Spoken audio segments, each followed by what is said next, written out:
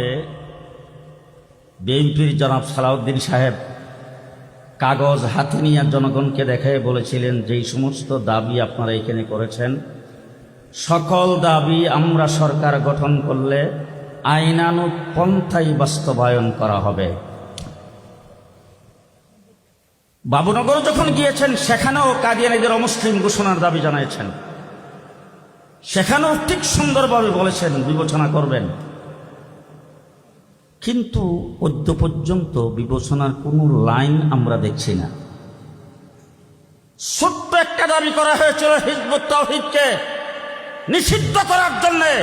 বাবুনগরের পর হিজবুত তাওহীদের কুখ্যাত শিরিন যেই সমস্ত বক্তব্য দিচ্ছে, উলামায়ে কেরামের উপর আঘাত করছে, পরিষ্কার ভাষায় বলতে চাই, একটা সাধারণ সংগঠনকে আপনারা নিষিদ্ধ করতে পারেন না, আপনারা কি করবেন?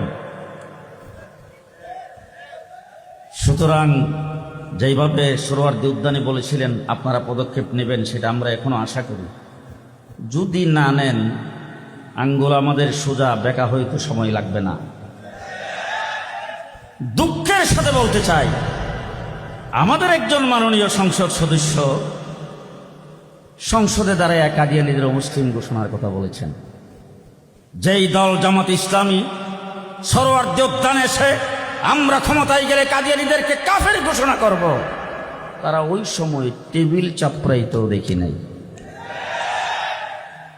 কেন? তাদের মুখে তালা ছিল। সম্মানিত